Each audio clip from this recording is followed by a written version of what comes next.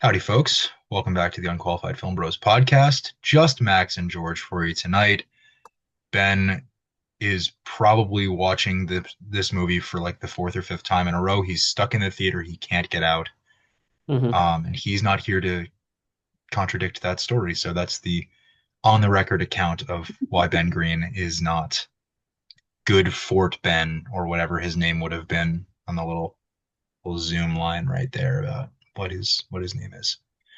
If you couldn't tell from me setting that up and what I said at the end of last week's episode, we are talking about the new comedy from Aziz Ansari, starring Ansari, Seth Rogen, and Keanu Reeves. Good Fortune. Gentleman, singular. What'd you guy think? Singular again. That was rough, but you stuck the landing. Nice. It's enjoyable enough, I would say. I don't think that it's one of those movies where I have to see it again. I don't think it was a movie I needed to see in theaters. I think I could have waited until it came to streaming or, I saw it at home on demand or whatever.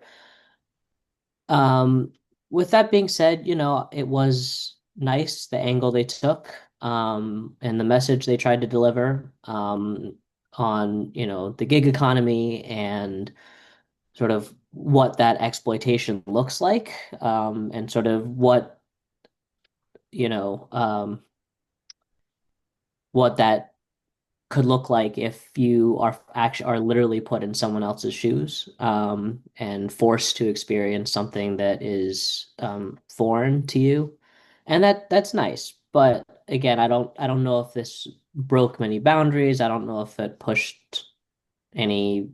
I don't know if it really pushed anything forward in terms of like the comedy as a genre, but enjoyable, certainly enjoyable. Yeah, and I think we'll dive into the commentary on the gig economy and uh, the idea of wealth and class in the modern business sphere.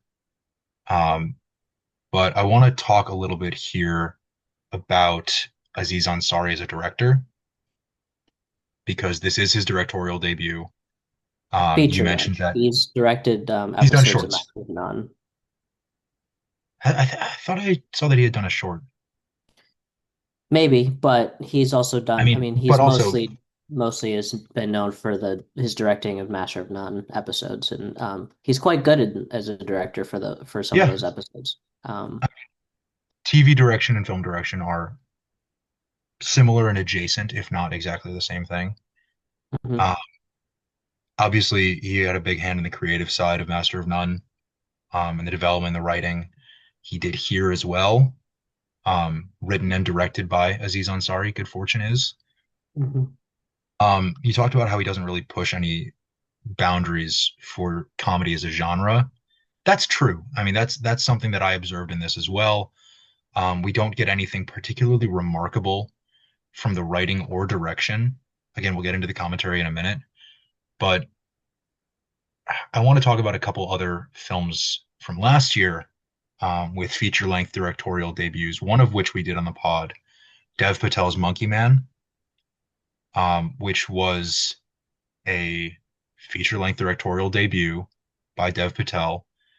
Um, Action thriller, not a comedy by any stretch of the imagination, but he was able to push himself as a creative and push, I think, the limits of action thrillers with his shot selection, with his lighting, with his choreography. Mhm. I think what Dev Patel did there really well was playing to his own strengths as a filmmaker. And the other film I want to talk about, I don't know if you've seen it, Anna Kendrick's directorial debut, feature-length directorial debut, Woman of the Hour. I Yep. believe it was a Netflix film from last year. Yep. Uh, Even 2 years ago, maybe. Might be. Yeah. Jeez. Yeah. Um, Damn. But that was sort of a dark comedy thriller, Hmm. um, very dark comedy sometimes. But that was something creatively different. We hadn't seen that kind of thing from Anna Kendrick before. And Right. Very to, different from Pitch Perfect. yeah, and to one, each of those two actors, like Ansari here, puts themselves in the movie, cast as the lead. Hmm. But what we got from Anna Kendrick, similar from Dev Patel, is really pushing the self creatively. And again, spread in a bunch of different directions, having a hand in the creative development, doing the direction, acting in the film as yourself as an actor. Um, I will contrast those two films with Aziz Ansari in Good Fortune because it all comes back to the idea of nothing new. Aziz Ansari knows his niche as a comedian and as a comedic actor, and he wrote and directed this movie in a way that plays it very safe for what he knows he's good at, for what he knows Seth Rogen is good at, for what he knows Keanu Reeves is good at. And I think he makes, I give this a 4 out of 5 on Letterboxd, and I think it earned that score. I think it's an enjoyable film. It surprised me at times with how much I enjoyed it. Um, but I think it lacked that drive, that push into something creatively new for everyone involved, that it just felt underwhelming. I think this is a really high concept film. I think the idea of a budget guardian angel and the life switch when two people are involved in that, it's a refreshing take on the body switch uh, comedy genre, which is, Freaky Friday, that kind of niche. But with these two characters essentially switching lives and Keanu Reeves' character sort of caught in the middle of that, I think the film has that high concept and really plays to it well at times, but it doesn't do enough. Yeah, I agree. And to your point about comparing those other films, Woman of the Hour and Monkey Man certainly was a passion project of Dev Patel's for a long time, and we know that. He said that on the junket and throughout the entire press tour. I believe Woman of the Hour was somewhat of a passion project for Anna Kendrick as well. And to my point about Master of None, that's a personal story. It's semi-autobiographical, so it's got to have more love and tenderness to it that sometimes a straight-up comedy like this film might not have. But I think to your point, he has the ability to be insightful and to be funny at the same time. And we didn't really see that in this film. It was either going for something funny or something kind of insightful, and a lot of times it missed on both of those on trying to hit both of those marks. Yeah, it gets caught in between a lot. Um, I think one for a 97-minute film, it takes entirely too long to get to its inciting action. Gabriel doesn't involve himself in Arj's life and Jeff's life by extension, uh, probably until about the half-hour mark. I would say the first act lasts a very long time. And I was keeping track of this for the pod until Gabriel and Arj's first interaction. I didn't laugh once. Mm, There were amusing moments, but I caught myself like knowing exactly where Aziz was going for comedy and going for comedic bits and just feeling that like they were falling flat. And I think what really works with the casting of this film and with, again, the high concept of the story is that once we get into the actual action, the film that we were promised in the trailer and in the description and the premise, it actually gets really fun. And I think we get great chemistry between Seth Rogen and Aziz Ansari and Keanu Reeves. This is a great turn by Keanu, by the way. He really fits this role really well. It's not Neo, it's not John Wick. No one's expecting it to be, but yeah, it's Keanu having a couple weeks to make a movie in his busy schedule and doing this one. and it was light, it was entertaining, it was enjoyable for him. Um, what was I saying? Um, this film, once it gets into the actual meat of the story, that's when it takes off for me. That's where it earns its 4 stars. And yeah, this isn't something I think if we weren't doing the pod, I would have sought out in theaters. This is something, like you said, could have waited for streaming or on demand at home. But at the same time, like, I don't know, this is sort of a roundabout way of saying support comedies, original comedies in theaters, right? Yeah. This is the first original comedy. I was looking back at the pod schedule and I'll do it again here. This is the first original comedy, not based on existing IP, that we have done since Hmm. looking back, probably Novocaine,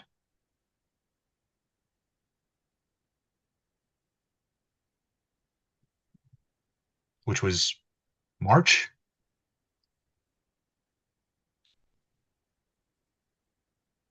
Yeah, we don't we don't get to do original comedies that often, and so that's why I sort of pinpointed this in this month of us doing a lot of action movies or dramatic movies. We have a biopic next week. Um, Comedy, Max, my favorite genre is comedy. So being able to do something like that on the pod, I thought it was a unique opportunity. I thought it was a fun premise to work with, and this movie delivered at least that. It delivered a theatrical comedic experience that I, by and large, enjoyed. Yeah, it was definitely fun. So let's talk a little bit about what you brought up at the beginning, the gig economy, the idea of wealth and class, and the walking a week or two or four in someone else's shoes, Yeah. right? We see Arj and Jeff in a position where they are leading unfamiliar experiences while the rest of the world only knows them in these spots. And we see how it impacts their relationships, their daily lives, their living arrangements, right? Jeff goes to living in a hotel. Arj was living in his car. They each have the mansion at times. What do you think this movie says about class in the business world?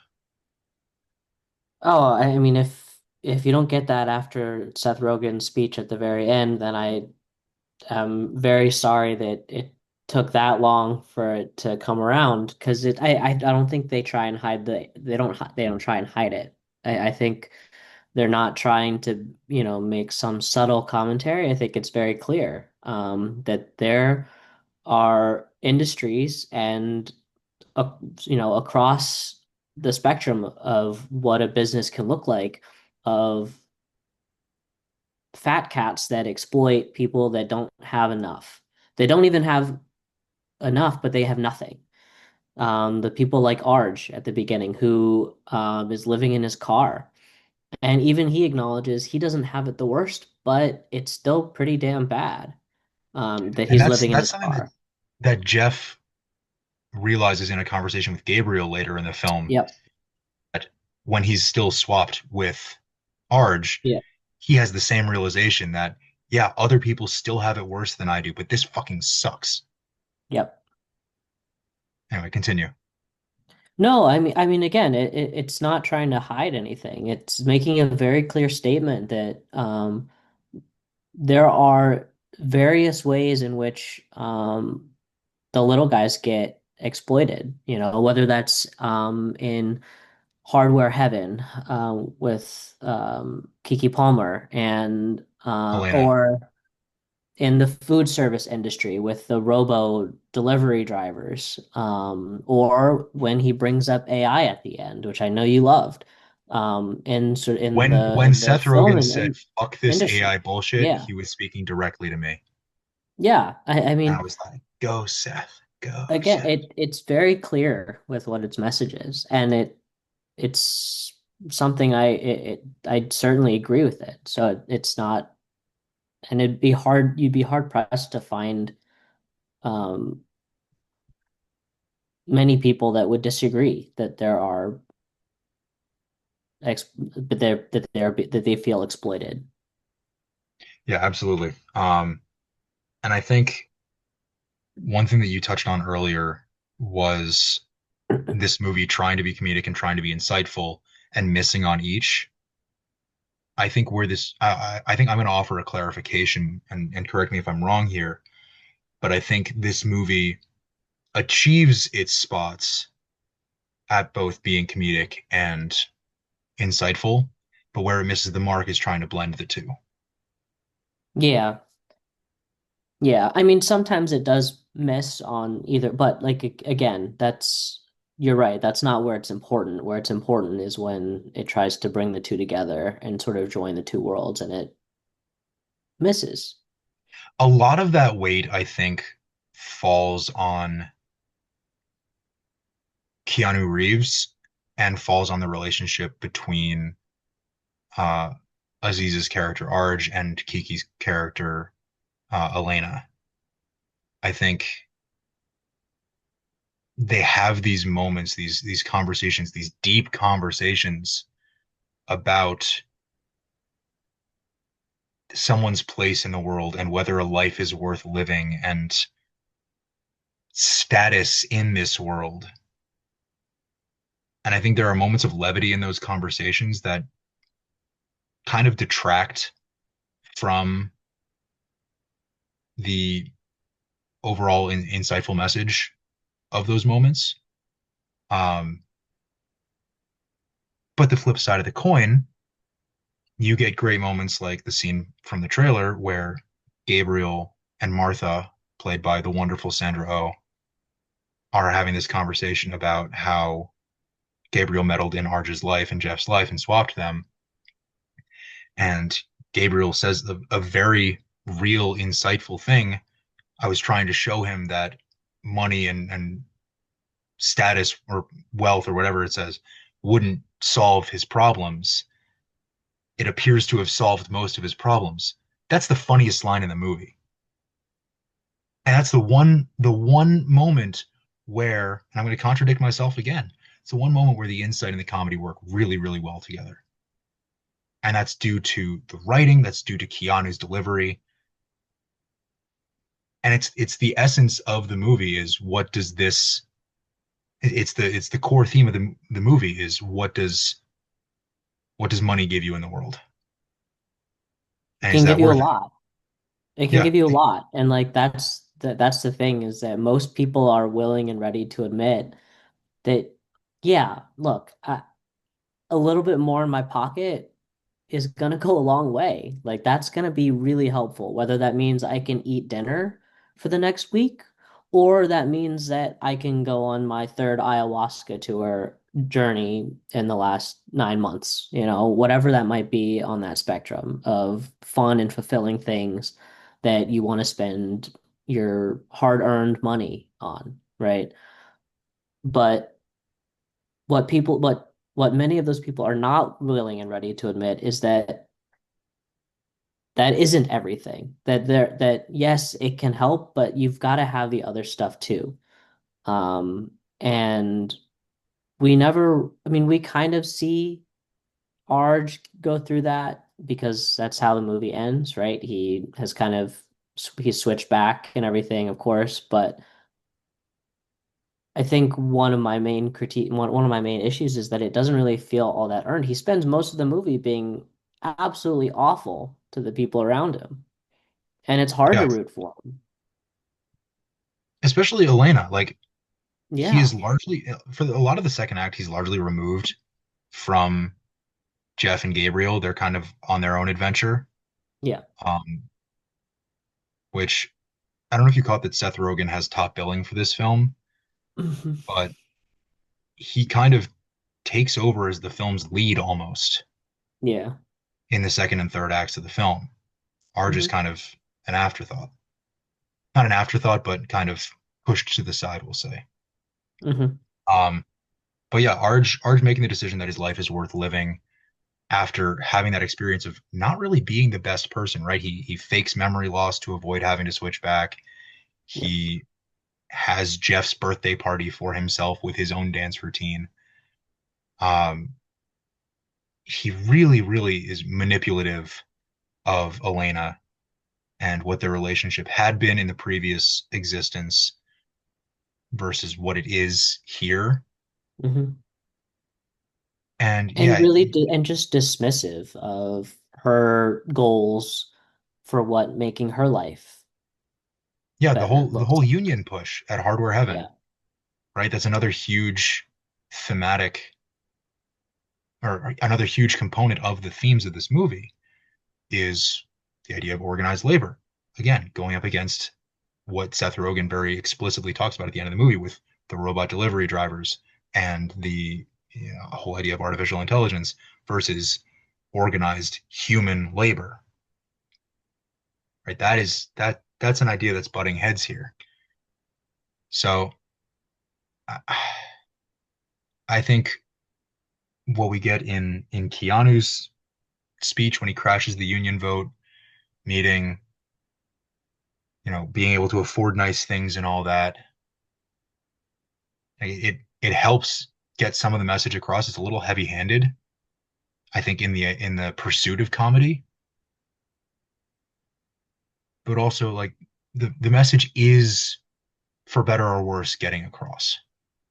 Yeah, and it's also that it shows how money can change you and how quickly it Yeah, can, right? Like it's not that he just lost his way as a person, it's that money can be corrupting and it can change who you are for the worse if you're not careful. And he wasn't careful. He was very reckless. I mean, you saw from the beginning, he's dropping 30K on a pool heater that isn't even his within the first, what, 3 days of yeah. living Jeff's life. He's reckless. But also the idea of how money corrupts Arj. The absence of money redeems Jeff. Jeff's a bad guy when we first meet him. He fires Arj for taking advantage of the company card for a $300 dinner when Jeff can very clearly afford that for him. But as the film goes on and Jeff learns the hardships of not having money, right? His mom practiced law and his dad was an orthopedic surgeon. He's never not known money. He humbles himself in this new plane of existence. And these characters depart the story as unlikely friends. So I think the message of the film about the impact of money, both to have and have not, is very clear. Hmm. The comedic lens misses the mark a couple of times, but overall, it's an enjoyable watch, and I'm gonna challenge you on whether or not I would see this again. I'd watch this again. I wouldn't go see it in a theater again. I wouldn't probably rush to see it the first week it's streaming. But a few years from now, if I want a 90-minute laugh, Keanu, Aziz, and Seth, fuck yeah. Why not? It's a fun ride. It is fun. Yeah. What do you think you would enjoy more, the cold plunge or the sauna? The sauna. I've done a cold plunge and I've done a sauna, and you are absolutely right about that. Yeah. Cold plunges suck. They're cold. I'd rather be warm. Yeah. All right, I think we've said about enough as we could about Good Fortune. We can each toss it a recommendation. Check it out in theaters if you'd like to, or wait for streaming. But I think one of the points we've tried to get across here tonight is support original comedies in movie theaters, support original ideas in movie theaters. Yeah. Next week, we're gonna be listening to some great music. Ben will be back with us, hopefully. If his never-ending screenings of Good Fortune end, he will probably get a chance to see Springsteen, Deliver Me from Nowhere. So that is what we have next week. That'll be our Halloween release. Sorry to all the Halloween heads out there that we're not doing a horror movie or something like that, but we True. want to talk about The Boss Yeah. and Jeremy Allen White. So, Should be good. uh, yeah, should be very enjoyable. Check that out this weekend. Check out Good Fortune when you want. Support your local movie theaters, ban AI and filmmaking, watch some good movies. We'll see you next week. Have a good night. Good night.